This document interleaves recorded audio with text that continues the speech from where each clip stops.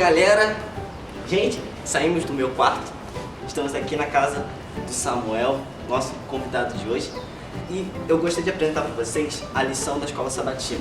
E nesse quadro, no novo quadro do nosso canal, nós iremos apresentar o estudo da lição. Mas o que é a lição da Escola Sabatina? A lição da Escola Sabatina nada menos do que esse caderninho aqui, que vem vários estudos, que a gente pode estudar todos os dias, diariamente. Dentro desse caderninho são 13 lições, então durante 13 semanas, eu vou mostrar melhor para vocês. Durante 13 semanas, nós estudamos alguns assuntos. Por exemplo, do dia 26 de março a 1º de abril, nós estudamos a respeito sobre o filho de Davi. Então, durante cada dia, segunda, terça, nós temos um tema diferente, na verdade, um assunto diferente, mas tudo relacionado ao mesmo tema. E nessa semana, nós iremos estudar a respeito dos últimos dias de Jesus. Os últimos dias de Jesus aqui na Terra. Os últimos atos, as últimas ações que Jesus fez nos seus últimos dias foram de suma importância para a nossa vida. E já na lição de domingo tem um título como o Novo Mandamento.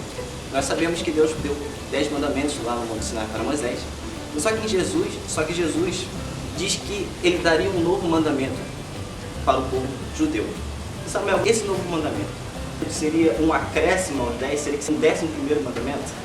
Essa é uma pergunta muito legal, Lohan, porque tem gente realmente que acha que Jesus chegou e deu uma coisa nova que não existia e que a partir daquele momento ali ele estava criando uma coisa diferente. Mas não, na realidade, ele estava simplesmente dando uma resumida. Então, por exemplo, Jesus falou assim, ame o seu próximo, mas é só ele dizer assim para o meu próximo, eu te amo e está tudo certo?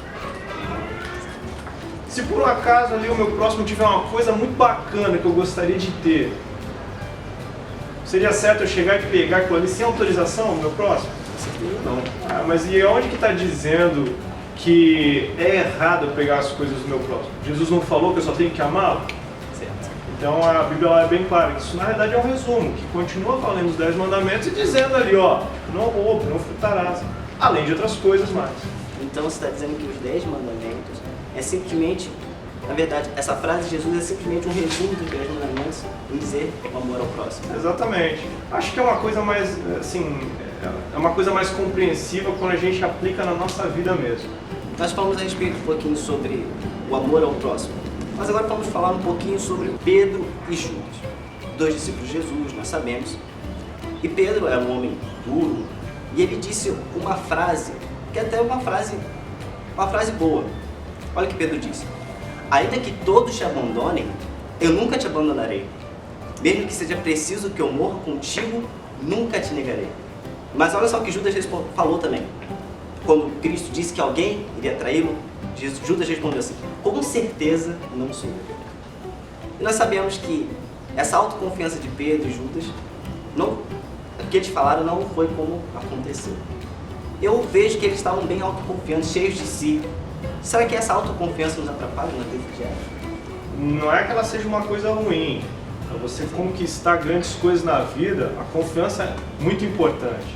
O problema é quando isso te controla, te domina. Por exemplo, Pedro, ele foi e falou, não, Senhor, eu não vou te trair jamais.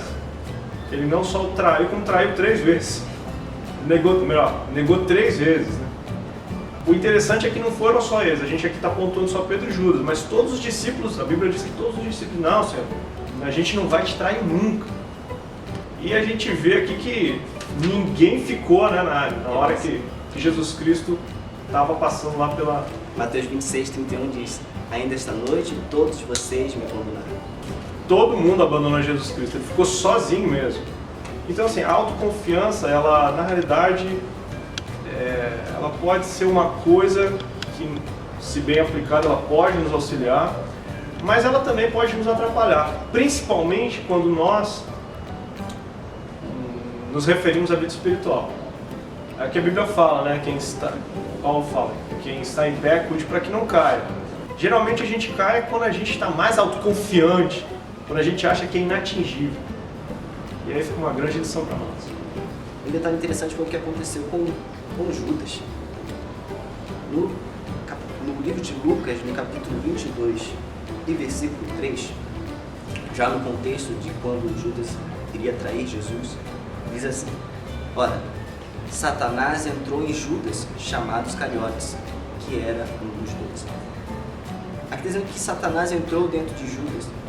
Então, a culpa de Jesus ter morrido foi de Satanás. Na realidade, a culpa de Jesus ter morrido foi nossa, né? Logicamente, por isso aqui ter se tornado território do inimigo, infelizmente ele utilizava a gente. E uma outra lição importante aí pra gente, né?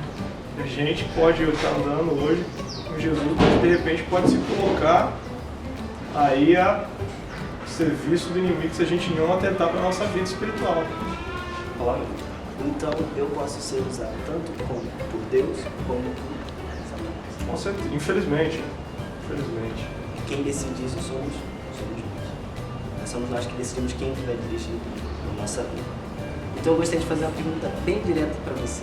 Por que você acha que Pedro negou Jesus? Essa é uma pergunta que a gente pode formular uma resposta com uma pergunta, né? Qual o motivo que às vezes nos leva a negar Jesus? Quando? Vamos lá. Às vezes assim tem um jovem aí que está afim de impressionar uma garota e, cara, eu acho pouco provável ele falar do que ele faz na igreja. E assim, até meio constrangedor, né? Ele pode pensar, pô, vou falar de religião com essa menina, ela vai me achar caretão, vai me achar crente aí, pô. Sabe? Vai querer nada comigo, vai dizer que eu sou crente. Vamos supor, por exemplo. Qual o motivo que leva um jovem a não afirmar que ele é cristão? A gente fica pensando assim em Pedro, que Pedro negociou, mas e a gente? Será que a gente não faz isso? Será que a gente não, nos termos populares aí, será que a gente não amarela também? Como que é? Eu acho que é uma pergunta assim que a gente deve fazer pra gente mesmo. O que eu abro mão quando eu deveria falar de Jesus? Eu abro mão por quais motivos quando eu deveria falar de Jesus? Às vezes nós mesmos estamos na mesma situação. É verdade. Estamos aqui falando de Pedro, que ele deveria agir de uma forma, não dessa, mas muitas vezes nós estamos na mesma situação. Talvez não tão dramático, mas uma situação semelhante, às vezes pior. Jesus veio a este mundo para nos dar um exemplo maior. Veio a este mundo dizer que é possível sim viver neste mundo pecaminoso, mas viver sem pecado. É possível viver sem pecado. Jesus mostrou isso quando ele esteve aqui na terra. Porque ele foi tentado, ele passou fome, passou sede, mas mesmo assim ele permaneceu firme nas promessas. Ele permaneceu firme no seu plano, que era nos salvar. E Jesus está dizendo para você hoje o seguinte, que ele não desistiu de você. Então, não desista dele. Galera, gostou? Dá um like aí, curtiu, estude a palavra de Deus e lembre-se, Deus é bom o tempo todo. O tempo todo, Deus é bom. Deus abençoe vocês. Valeu, Deus abençoe. Tchau.